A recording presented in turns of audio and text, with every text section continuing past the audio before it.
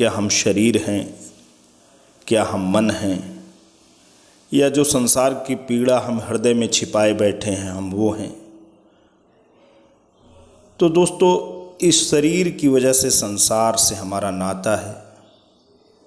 ये शरीर, इसकी आवश्यकताएं, मन की अभिलाषाएं, मन में जो उत्कट महत्वाकांक्षा है, मन की गहराई में जो वासनाएं भरी हुई हैं, जो माया मोह का बंधन है, वही हमें संसार से जोड़े है। हम जैसे एक यात्रा में किसी भी के साथ सहयात्री होते हैं, कहीं भी हम यात्रा किसी भी साधन से कर रहे होते हैं, तो दोस्तों हम एक अजनबी की भांति होते हैं। हम कहीं जाकर भी किसी होटल में, किसी अतिथिशाला में या कहीं भी हम शेल्टर लेते हैं, शरण लेते हैं, रुकते हैं, तो उस स्थान विशेष के लिए भी हम अजनबी ही होते हैं। वो दोस्तों हमारा घर नहीं बन सकता है। वैसे ही ये शरीर हमारे लिए दोस्तों अजनबी है, क्योंकि ये परमानेंट हमारा स्थान नहीं है। एक दिन ये जो शरीर है, जो हमारी आत्मा का स्थान इसे कह सकते हैं, जिसमें हम आत्मस्वरूप विराजते हैं, वो शरीर हमसे छूट जाएगा। लेकिन इसकी अनुभूति दोस्तों होना बहुत ही कठिन है। युगों युगों से लोग तपस्या में निमग्न रहते हैं, भक्ति करते हैं, साधना करते हैं, तब जाकर के ये एहसास अपने प्रगाढ़ रूप में आकर के, ये भावना हृदय में जब घनीभूत रूप में प्रबल हो जाती है, तब मन और शरीर के इस बंधन से खास तौर पे एक प्रकार से दुराव होता है, एक प्रकार से विरक्त भावना दोस्तों लोगों के मन में आती है।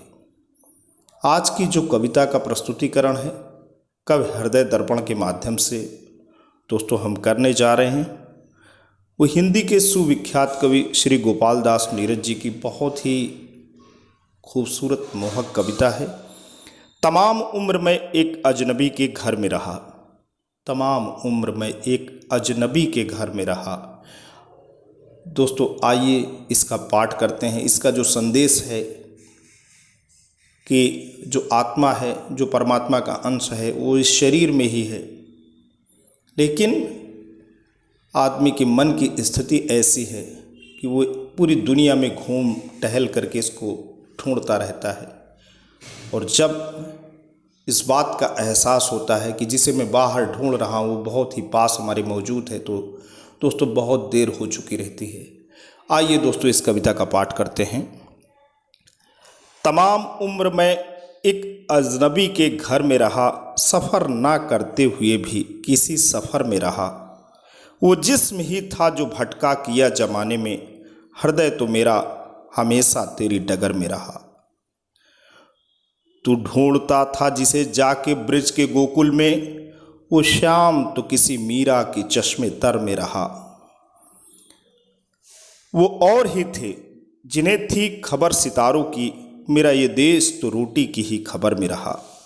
हजारों रत्न थे उस जौहरी की झोली में, उसे कुछ भी ना मिला जो अगर मगर में रहा।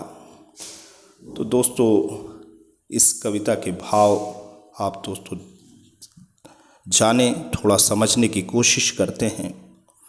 इसमें जो बात है, तू ढूंढता था जिसे जाके ब्रिज के गोकुल में, यानी भगवान श्री कृष्ण कान्हा, जिनको गोकुल में लोग तलाशने के लिए जाते हैं, वो शाम तो किसी मीरा की चश्मे तर में रहा। जो हृदय की जो वेदना है, ईश्वर को पाने की जो वेदना है, वो दोस्तों मीरा के भीतर थी। अश्रुपूरित निगाहों से मीरा श्याम का दर्शन करती थी। वो वेदना में श्याम भगवान श्री कृष्ण उनको दर्शन देते थे। तो ढूंढता था जिसे जाके ब्रज के गोकुल में, वो श्याम तो किसी मीरा के चश्मे तर में रहा। वो और ही थे जिन्हें थी खबर सितारों की, मेरा ये देश तो रोटी की ही खबर में रहा। दोस्तों, सितारों की सैर करना, आध्यात्म की गहराइयों में उतरना, कोई नई चीज़ का अन्वेषण करना, कोई नई खोज करना, ये दोस्तों तभी होगा जब शरीर की जो क्षुधा है, इंद्रियों की जो पिपासा है, उससे हम मुक्त होंगे। तभी हमारा मन, हमारा हृदय कुछ गहन, कुछ अचरज भरा ढूंढ पाएगा, सीख पाएगा, खोज पाएगा। हजारों रत्न थे उस जौहरी की झोली में, उसे कुछ भी न मिला जो अगर मगर में रहा। दोस्तों, बहुत सारे रत्न छिपे हैं हमारे मन की गहराइयों में, बहुत सारी बातें हैं, लेकिन जब हम तर्क की कसौटी से अगर मगर की भावना में रहते हैं, न राम में न रहीम में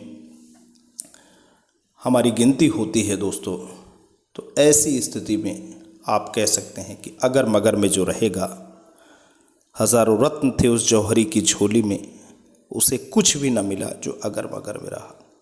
दोस्तों, आशा करता हूँ ये आध्यात्मिक जो कविता है, इसके भीतर जो आध्यात्मिक संदेश हैं उसको आपको समझ में आए होंगे। यदि आपको समझ में आए हैं तो ज़रूर एक लाइक ज़रूर करें दोस्तों। कविता पे अपनी कमेंट भी करें। लेकिन दोस्तों, अगर आप कवि हृदय दर्पण नामक कविता के इस चैनल पे पहली बार विजिट कर रहे हैं तो प्लीज़ सब्सक्राइब करें। जल्द ही एक अमर रचना के साथ आपके समक्ष पुनः हाजिर होंगे। तब तक के लिए जय हिंद, जय भारत।